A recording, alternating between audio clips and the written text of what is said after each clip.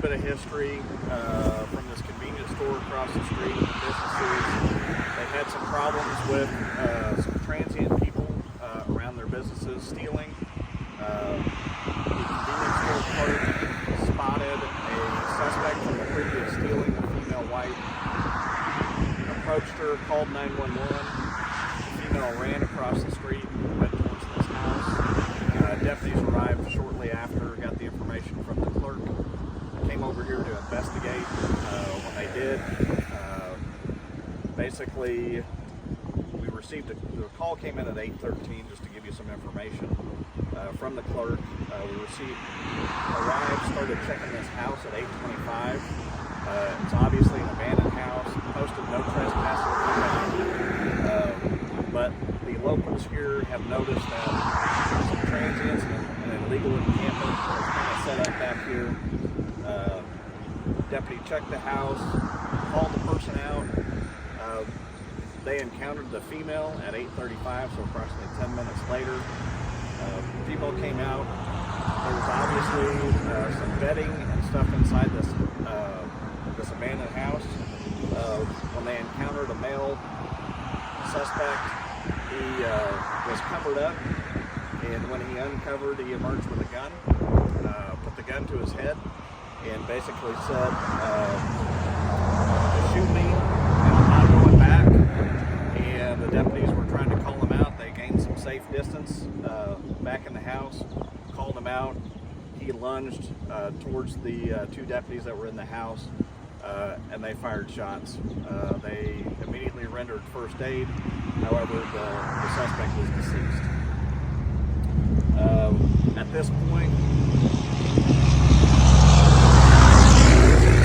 it's really unknown if the suspect fired a shot. Just lunged towards the deputies. We have the sheriff's critical incident team on site, which consists of Lawrence, Christian, Webster, and Greene County Sheriff's offices. They are starting the investigation as we speak. We do have two deputies that's on administrative leave at this time back at the office, going through our standard protocol. The deputies are obviously upset, shaken, but they're not wounded. We don't know if there was any other shots fired, and the investigation will bring that information out.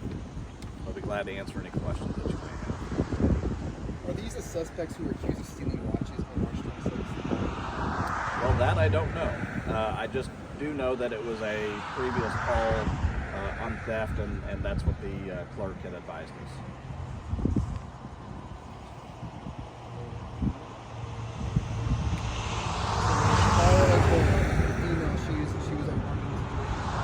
Correct. She came out. She was taken into custody. Was on the way to the patrol car when the shots were fired.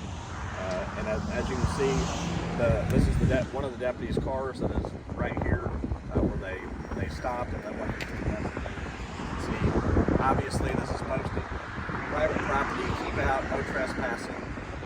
We know that it's anytime there's abandoned houses and things like that, we run into these situations with illegal encampments, and unfortunately, people need to know that just because someone is homeless does not mean that they're not a dangerous person. That they have, this person obviously had a gun, and crimes were committed in the area. Deputies were called here by the store to check and look for the suspect.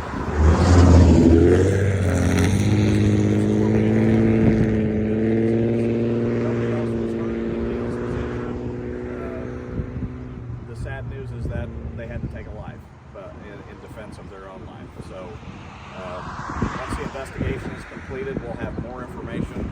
I just gave you some very basic details of what took place from what I gathered when I arrived on scene.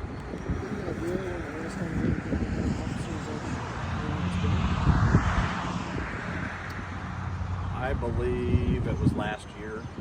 So this isn't a very common occurrence. It's not, and it's not a common occurrence. And I mean, I think the last one that we did as a group was probably in Christian County. So we do these together to keep a very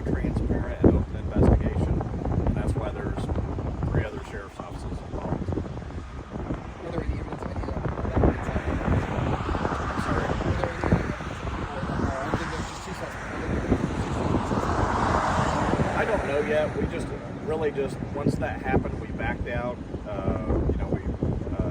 First aid was our first priority, and then we backed out, and now we're looking.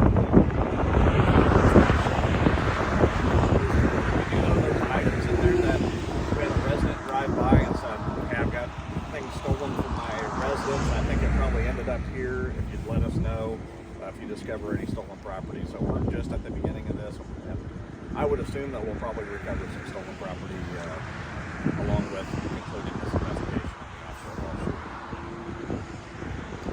Anyone else?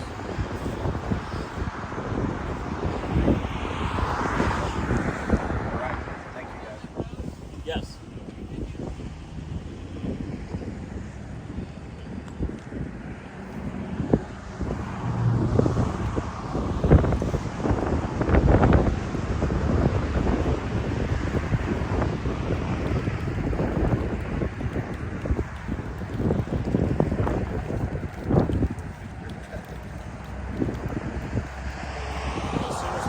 Positive identification, next of kin is notified, Paige will be sending you all a press release on that information.